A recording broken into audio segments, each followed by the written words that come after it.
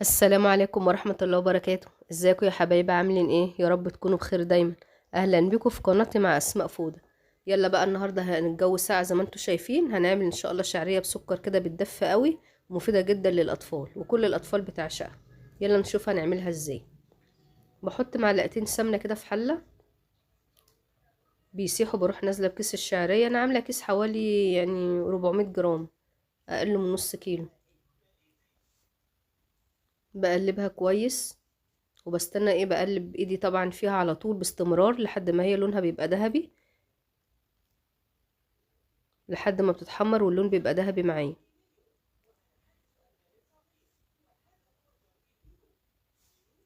اهو هي كده برضو خدت لون شوية، بس انا هستنى عليها شوية لحد ما تاخد اللون الذهبي.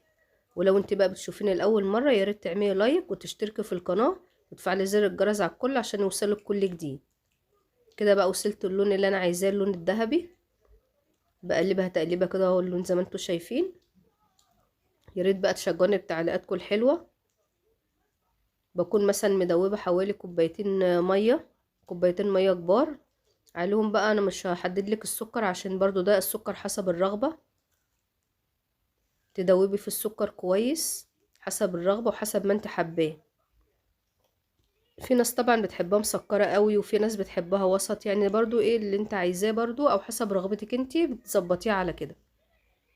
هي معايا اتشربت اهي، بوطي عليها. في الاول بتبقى النار عالية شوية، وبعد كده اول ما بتتشرب عشان هي برضو حساسة زي الرز بروح موطيه عليها شوية لحد ما بتتبخر كده وبتستوي من البخار بتاعها.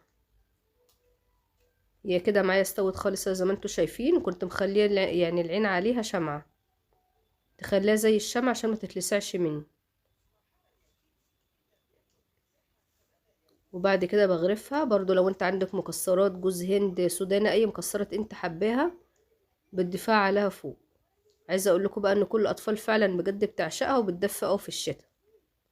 ويا رب يكون الفيديو ده عجبكم، وان شاء الله نتقابل في فيديو جديد، والسلام عليكم ورحمة الله وبركاته.